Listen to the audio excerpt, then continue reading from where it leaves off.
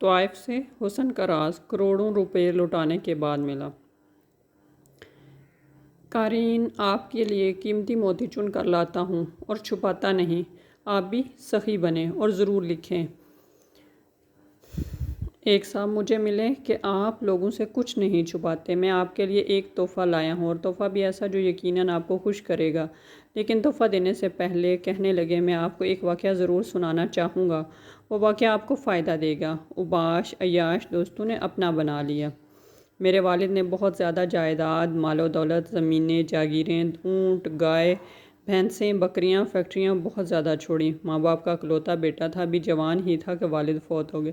اوباش عیاش دوستوں نے مجھے اپنا بنا لیا۔ ان کے اندر غرض، طمع اور لالچ تھی۔ انہوں نے اپنی غرض، طمع اور لالچ کی تسکین کے لیے مجھے اور میرے مال کو خوب خرچ کروایا۔ میری تعریف، میرا احترام، میری عزت ایسے کرتے تھے کہ میں پاگل اور دیوانہ ہو گیا۔ بیوی، بچے، بہنیں، ماں، قریبی رشتہ دار، مجھے کچھ یاد نہ رہا۔ میں عیاشی اور بدکاری کے سفر پر ایسا رواں دواں تھا کہ میرے پل پل، دن رات، ہر لحظہ، ہر لمحہ اسی طرح گزرتے رہے۔ ایک مرتبہ مجھے ایک ایسی طائف ملی جس نے مجھے سب کچھ بھلوا دیا۔ اس کی باتیں، اس کا انداز میں بیان نہیں کر سکتا۔ اس نے میری سابقہ تمام طائفوں سے چھٹی کروا دی۔ وہ تھی، میں تھا، اس کے کوٹھے پر دن رات تھے۔ حسن کی دولت کے آگے سب کچھ لوٹا بیٹھا۔ تسبیحانہ سے نسبت کے بعد میری آنکھ کھلی تو میں ان لمحات، ان گھڑیوں، ان ساعتوں کو سوچتا ہوں کہ وہ لمحے، گھڑی اور ساعتیں تھیں یا جب میری آنکھیں بند تھیں۔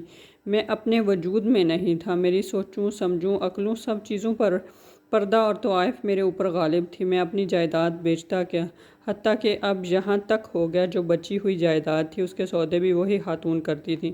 سارے پیسے اپنے پاس رکھتی تھیں اور حسب ضرورت مجھے پیسے دیتی تھیں۔ میں اب مالک نہیں تھا، نہ اپنی جائیداد، نہ مال، نہ چیزوں کا۔ میری ان تمام چیزوں کی مالک صرف وہی تھی، اور میں بے بس تھا۔ افسوس یہ کہ میں بے بس ہونے کے باوجود بھی خوش و خرم تھا۔ نامعلوم میری عقل پر، سوچوں پر، آنکھوں پر کیا پردے تھے، مجھے یہ بات آج تک سمجھ نہیں آئی۔ میں نے اس طائف سے اپنا سب کچھ لوٹا کر بہت سی چیزیں سیکھیں۔ طائف کے بارے میں حیران کن انکشاف۔ مجھے کہنے لگے، میں ان میں سے ایک چیز میں آپ کو دینے آیا ہوں۔ وہ طائف سفر حضر میں ایک ڈبیا اپنے پاس رکھتی تھی۔ دن میں کم از کم 3 وقت، ورنہ 2 وقت تو لازم، ایک پاؤڈر تھا، اس سے چہرہ دھوتی تھی اور ملتی تھی۔ وہی کریم، وہی اپٹن، وہی فیشل، وہی بیوٹی باکس، وہی اس کا حسن و جمال تھا۔ بہت عرصہ کے بعد پتہ چلا جتنی وہ عمر بتاتی ہے اس سے 16 سال بڑی تھی۔ لیکن حیرت کی بات، وہ واقعتاً 16 سال بڑی نظر نہ آتی تھی۔ اس وقت کہنے والوں نے مجھے کہا کہ اس کے چہرے پر رونق، رعنائی، جمال، حسن و جمال، یہ جو ڈبیا اس کے پاس ہے، یہی سب کچھ ہے۔ مجھے سمجھ نہ آتی تھی۔ میں تو اندھا، بہرا، گونگا تھا، اپاہج، لولا لنگڑا تھا۔ میرا اپنا کچھ بھی نہیں تھا، مگر سب کچھ وہی طائف تھی۔ ایک بار نامعلوم مجھے کیا سوجی، میں نے اس سے پوچھ بیٹھا، یہ ڈبیا کیا ہے؟ تیکھی اور ترچھی نظروں سے، آنکھوں سے کہنے لگی، یہ راز تو میں نے آج تک کسی کو نہیں بتایا، لیکن تجھے ضرور بتاؤں گی، اس لیے کہ میں نے تیرے ساتھ زندگی گزارنی ہے۔ میں چاہتی ہوں تو بھی جوان نظر آئے۔ پھر اس نے وہیں کھڑے کھڑے وہ راز بتا دیا۔ پھر میں نے چند بار استعمال کیا تو مجھے اس کے حیران کن نتائج ملے۔ میں نے پھر خود تو استعمال نہ کیا، لیکن توبہ کی زندگی کے بعد میں نے اس ٹوٹکے کو خواتین میں بہت پھیلایا۔ بہو، بیٹی اور خود اپنی بیوی کو میں نے دیا، اور اس نے اس کی تعریف کی، حتیٰ کہ یہ ٹوٹکا پھیلتا چلا گیا۔ بڑھاپے میں بھی جوان اور چمکتا چہرہ۔ میں اس طائف کو چھوڑ چکا تھا۔ سالہ سال کے بعد ایک محفل میں وہ طائف مجھے ملنے آئی۔ میں نے اسے دیکھا۔ اتنے سال میں وہ ابھی تک بوڑھی نہیں ہوئی تھی۔ اس کے چہرے پر کوئی داغ، کوئی جھریاں، کوئی نام و نشان نہیں تھے۔ وہ آج بھی جوان تھی، آج بھی اس کا شباب غالب تھا۔ مجھے اس کے شباب کے راز کی خبر تھی، کیسے نہ ہوتی؟ وہ راز مجھے وہ خود بتا چکی تھی۔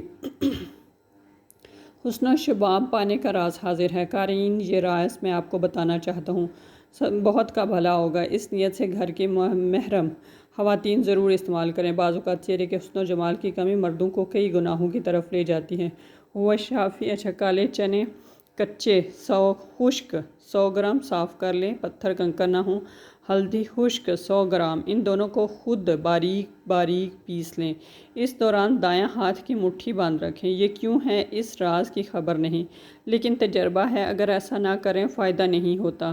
اس لیے جتنی دیر دوائی پیسیں پیسیں، دائیں ہاتھ کی مٹھی باندھ رکھیں، اس کو بہت باریک پیسنا ہے، اتنا باریک جتنا پاؤڈر ہوتا ہے جو جسم پر چھڑکتے ہیں، بس دوائی تیار ہے۔ اس کو محفوظ رکھیں۔ اس سفوف کا ایک چھوٹا چمچ ہتھیلی پر رکھ کر تھوڑا سا پانی ڈالیں اور یہ ایک پیسٹ بن جائے گا۔ اس کو چہرے پر ہلکا ہلکا ملنا ہے اور 10 منٹ تک ہلکا ہلکا ملتے رہیں۔